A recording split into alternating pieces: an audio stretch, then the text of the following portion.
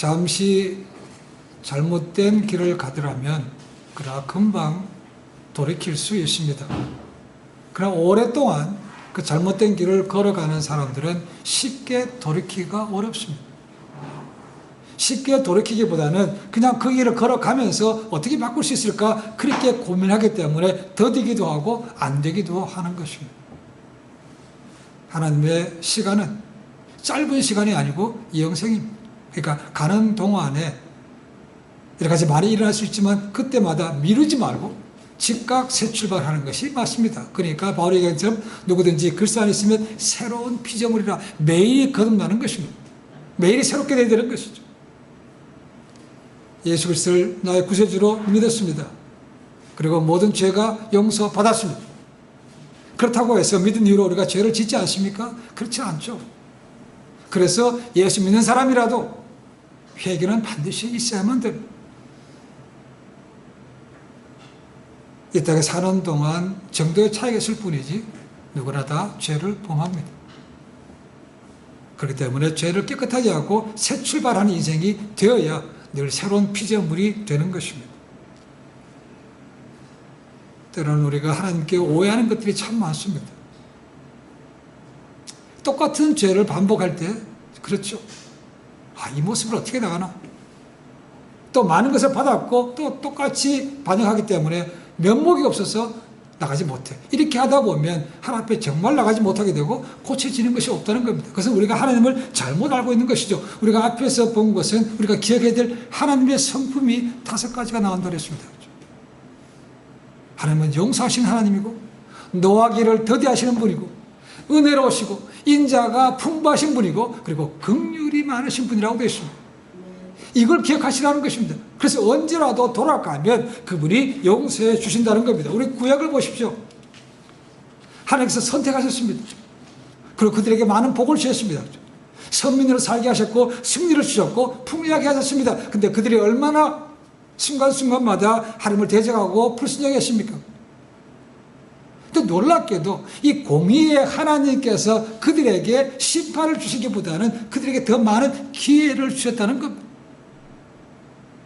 징계는 주셨지만 완전히 멸하지 않게 하셨다는 겁니다. 그것이 오늘날도 보면 정말 세계적으로 유례가 없는 그런 것입니다. 어떻게 나라 없이 거의 2000년을 지내다가 독립했을까?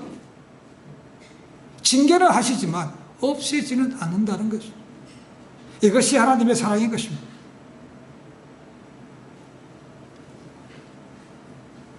신약에 와서 예수님께서 하나님이 어떤 분인가, 하나님의 사랑이 얼마나 큰가를 직접 비유로 주신 말씀이 누가복음 15장에 나옵니다. 우리가 잘 알고 있는 프로디걸 선, 돌아온 탕자의 비유입니다. 아버지가 살아 계시는데 내 목 유산 달라고 해서 받아가지고는 멀리 떠나서 자기 멋대로 살았던 아들. 우리 과거에 듣기로는 부자가 망해도 얼마 간다고 그랬습니까?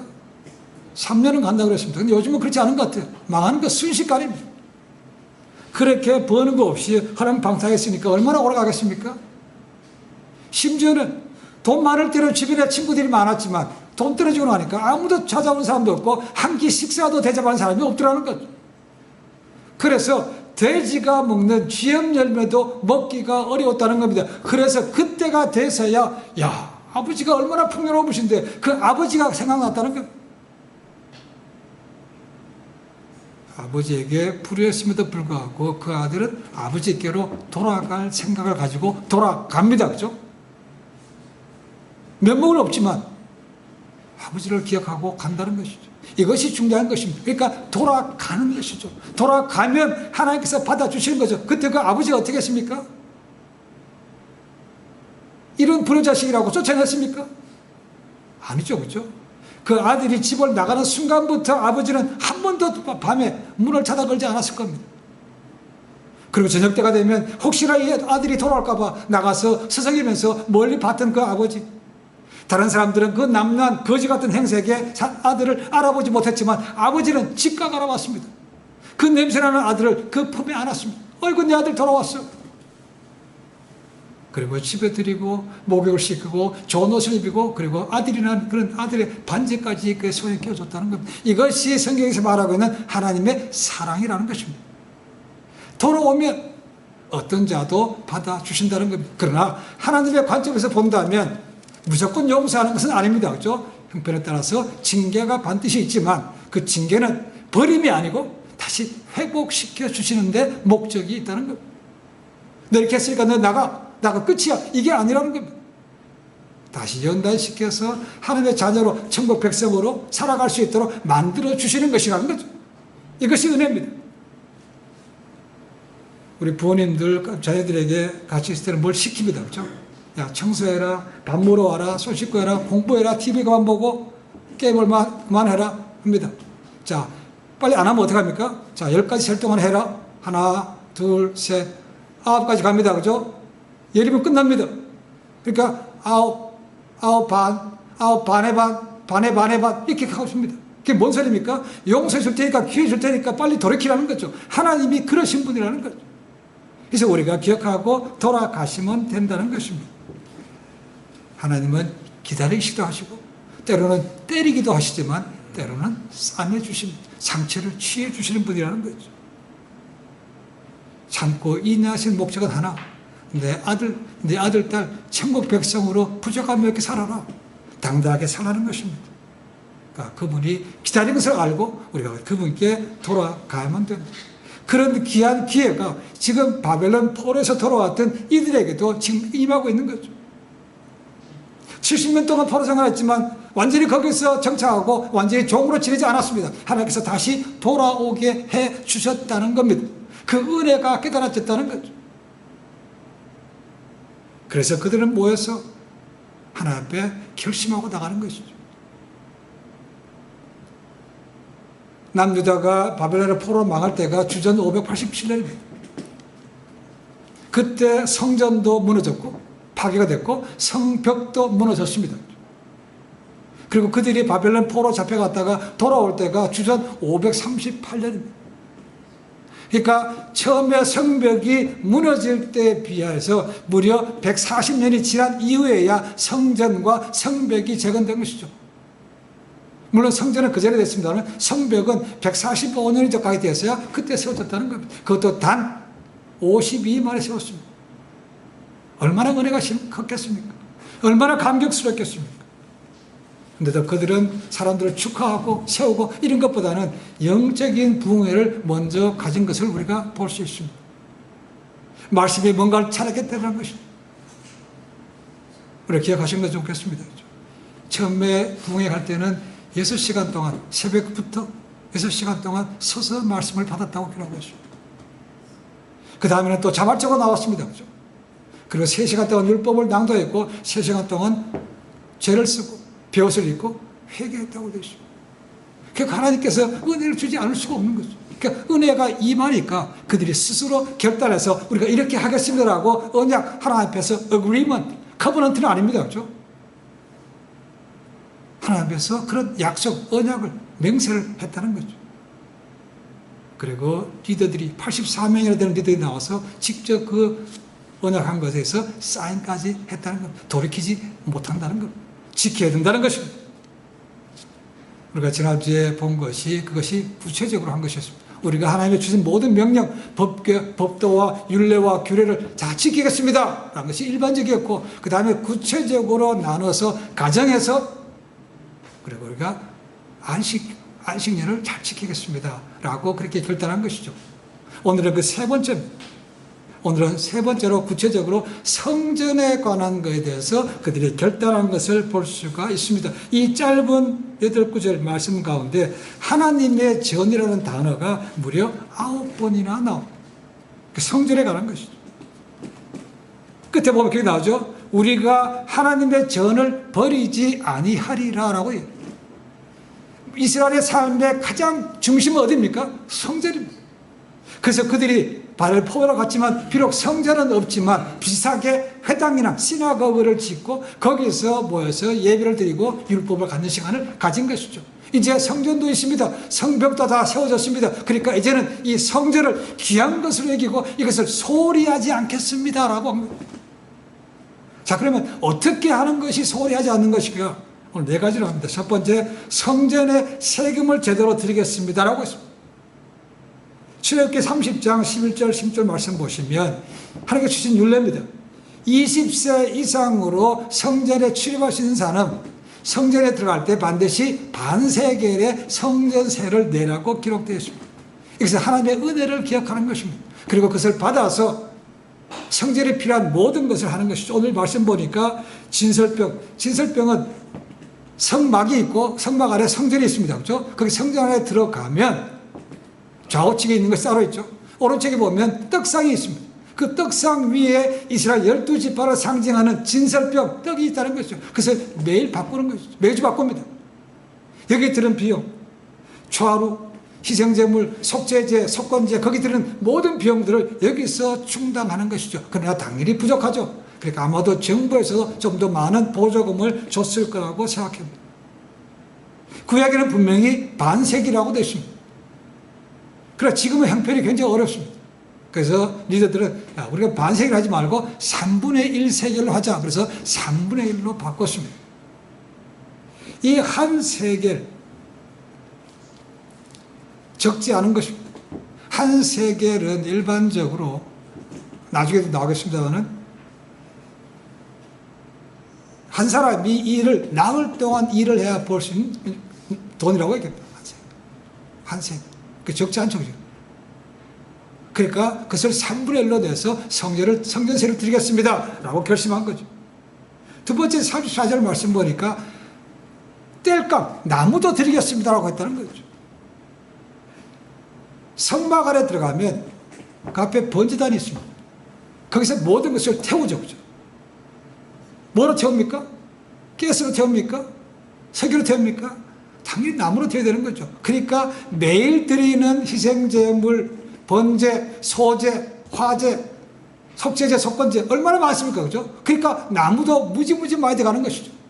그러니까 이 나무에 대해서 이것은 개인이 챙겨하는 것이 아니고 모두가 다 책임지자, 공동체가 되자. 그래서 제비를 뽑아서 패밀리별로 언제 가져오라고 그렇게 정했다는 것입니다. 이것은 사실 쉬운 것이 아닙니다.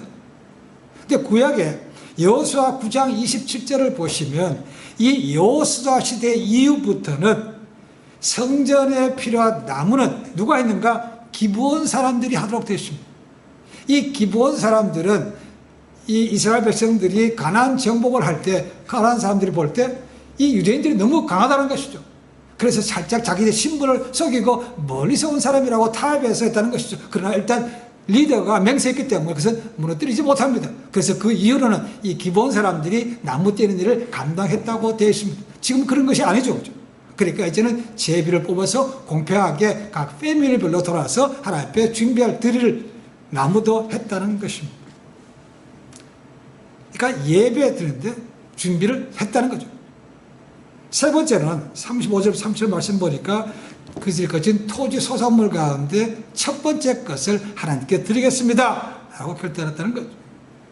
잠언 3장 9절도 보니까 내 재물과 내 소산물의 처음 익은 열매로 여호와를 공경하라 라는 말씀도 있습니다.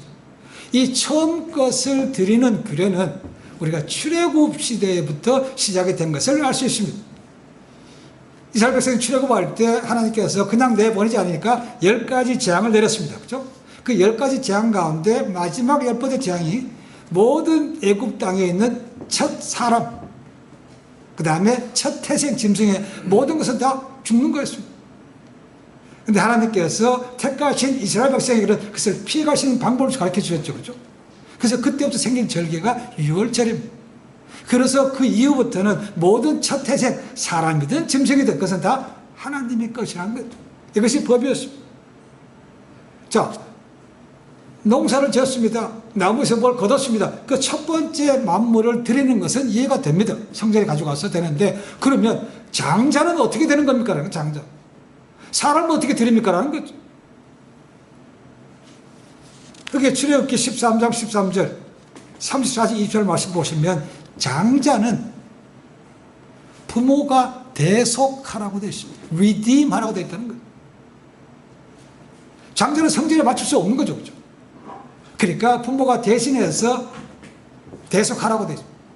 대신 갚아주라는 것입니다. 그리고 찾아오라는 거죠. 그럼 돈을 얼마 내는가? 민수기 18장 16절에 이렇게 되어 있습니다. 그 사람을 대속할 때에는 난지 한 달 이후에 내가 정한 대로 성소의 세겔을 따라 은 5세겔로 대속하라. 한 세겔은 20게라인이라고 되어 있습니다. 성전세는 반세겔이었습니다. 그렇죠? 근데 이 장자를 할 때는 뭐라고? 5세겔을 내라는 것이죠. 노동자가 20일 동안 일해야 될 수 있는 그런 돈입니다. 그 돈을 주고 그 아들을 대신해서 가지고 오라는 것입니다. 이것이 장자에 대한 대속이라는 거죠. 이들이 한 것을 갖다가 뭡니까? 제사장에로 가져가라고 말하고 있지 않습니다. 어디로 가져오라고 합니까? 여호와의 전으로 가져오라는 것입니다. 개인에게 주지 않았다는 것. 그 말은 개인에게 주다 보면 혹시라도 잘못될 수가 있을 수도 있고, 아니면 바깥에 나가, 예루살렘 바깥에 나가 있는 그 제사장들에게 자, 성 안으로 들어와 라고 하는 의미로 될 수도 있습니다. 어쨌거나 성전에 다 드렸다고 말하고 있습니다. 네 번째는 38절 39절 말씀 보니까 그들의 11조를 드렸다고 되어 있습니다. 이 11조란 말이 뭡니까? 10분의 1이라는 얘기입니다. 10분의 1. 민수기 18장, 레위기 27장 30절 34절 말씀 보시면 이 땅 소산의 10분의 1은 하나님의 것이라고 되어 있습니다. 그래서 성전으로 가지고 오라고 말합니다. 아니, 하나님이 뭐가 부족해서 그렇습니까? 그래서 이게 모든 너희가 가진 것이 하나님의 은혜다라는 것을 기억하라는 것입니다. 그것을 그리고 가지고 오면, 그래서 누가 쓰는 겁니까? 성전에서 일하는 레위 사람들을 위해서 쓰는 것입니다. 그래서 레위 사람들은 성막에서 일하기 때문에 그들에게 따로 주어진 기업이 없습니다. 오직 하나님이 일을 하고, 그러면 나머지 성도들이 드리는 11조를 통해서 그들은 생활하는 것이죠. 그리고 레위인들이 다시 자기들이 받은 것을 갖다가 10분의 1을 다시 돌려드립니다. 누구한테 줍니까? 그것은 제사장 몫으로 가는 것이죠. 자, 구약에 보시면요, 이 11조가 하나밖에 없는 게 아닙니다. 11조가 무려 3가지나 됩니다. 가장 기본으로 드리는 것이 1년에 한 번씩 드리는 소산들 드리는 10분의 1이 있고, 두 번째 11조는 뭔가? 그 해에 절기가 있습니다. 3대 절기. 그럴 때에 다시 한번 그들이 10분의 1을 또 남은 90%에서 10분의 1을 들여서 함께 축제하는 것입니다. 이때는 노비, 자녀들이 함께 모여서 제자들과 함께 먹고 마시는 축제 때 쓰는 절기라고 되어 있습니다. 레위기 27장 34절에 나옵니다. 세 번째 또 있습니다. 그래서 매 3년마다 드리는 것이 있습니다. 매 3년마다 10분의 1을 드리고 또 다시 10분의 1을 드리는 것은, 이것은 고아와 과부와 나그네와 객들을 위해서 구제헌금으로 쓰이는 것이라고 되어 있습니다. 그러니까 이런 것이 다 있다는 것이죠.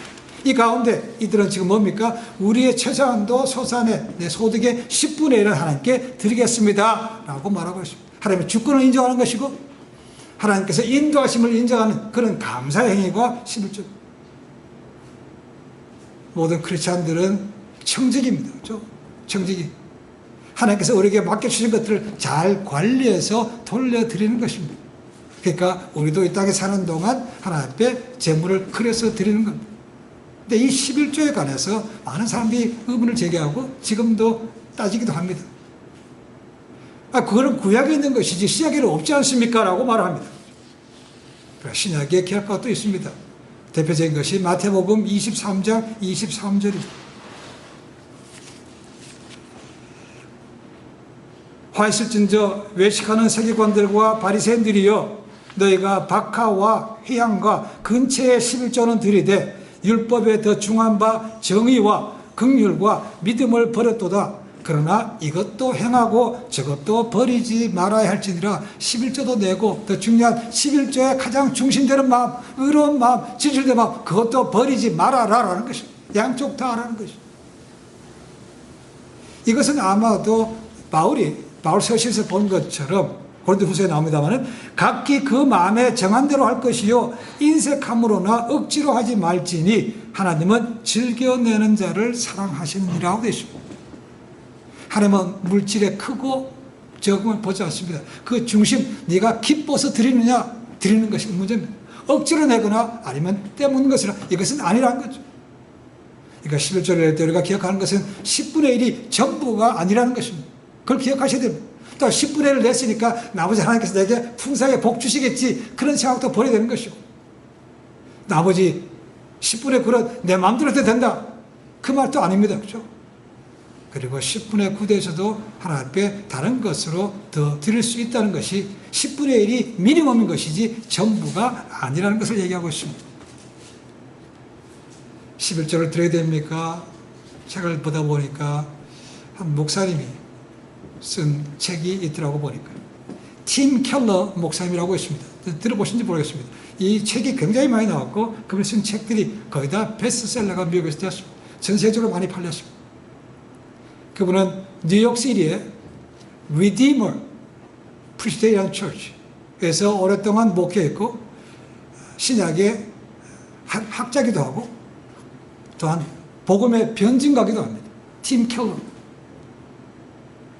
그분이 10절 내야 됩니까? 라고 하는 질문 가운데 그 책에서 기록하고 있습니다. 그 책 이름이 뭐냐면 원래 이름은 Counterfeit Gods라고 되어 있습니다. Counterfeit God.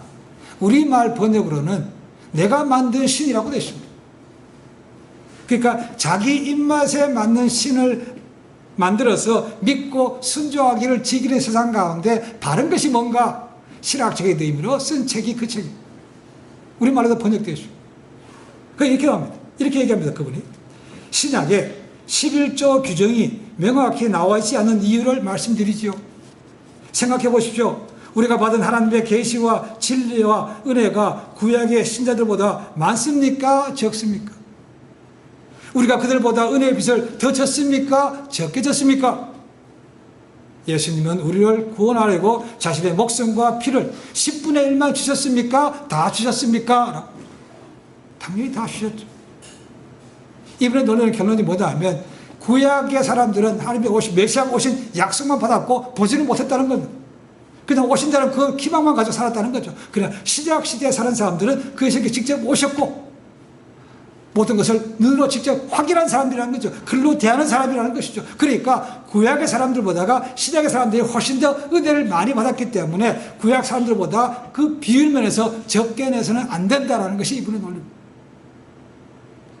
다 동의하지 않을 수도 있지만 11조도 그런 의미라는 것이죠. 중요한 것은 우리 모두가 하나님 앞에서 스튜어드, 청직이라는 것입니다. 맡겨주신 것을 잘 관리해서 돌려드리는 것이라는 것. 그러니까 하나님 앞에 기쁨으로 여러분 드시면 좋겠습니다. 성경에 나온 원리가 그겁니다. 적게 심은 자는 적게 거둘 것이고 많이 심은 자는 많이 거둔다는 것이 그냥 논리라고 되어 있습니다. 바울도 그렇게 말하고 있습니다. 지금 이들은 어려운 과정에서도 지금 이 이스라엘 거민들은 형편이 아주 넉넉합니까? 그렇지 않습니다. 무지 어렵습니다. 근데 이렇게 스스로 결단했다는 것입니다. 누가 하라고 해서 강요한 것이 아닙니다. 그죠? 스스로 결단해서 이렇게 드리겠다고 한다는 것이죠. 왜요? 보니까 구약에서 하는 것을 이런 것들을 제대로 지키지 않아서 우리가 이렇게 고생한다는 거예요. 그래서 하나님의 전을 우리가 절대로 소홀히 하지 않겠습니다. 하나님 앞에 전에 대해서 부족하지 않게 능하게 드리겠습니다라고 결단했다는 것입니다. 그래서 하나님께서 복을 주시는 거예요. 사무엘 선지자가 했던 것처럼 하나님은 외모를 보지가 않으시고 하나님은 중심을 보신다는 거예요. 중심을. 그것만 기억되면 됩니다. 그러니까 고아가 두 랩돈, 요즘 얘기하면 투 페니지를 드렸는데 주님은 저 여인은 자기의 모든 것을 넣었다고 말씀하십니다. 그러니까 투 페니지는 아무것도 아니죠. 만급적으로 따지자면 그건 아무것도 아닙니다. 그런데 그런 주님은 그 중심 보셨다는 거예요. 하나님 앞에 기쁨으로 드리면 그 다음 나머지는 하나님께서 이 땅에 사는 동안 부족하지 않게 풍성하게 채워주시고 무엇보다도 우리에게 영적인 부흥도 주신다는 겁니다. 오늘 말씀 보시면 이건 누가 한 것이 아니고 이들이 영적으로 부흥이 임하니까 그들은 개인의 삶에서 하나님의 말씀이 회복된 거죠. 그러니까 부흥이 먼저라는 거죠. 이 느헤미야가 참 탁월한 안목입니다. 그렇죠? 은혜가 임해야 된다는 거죠.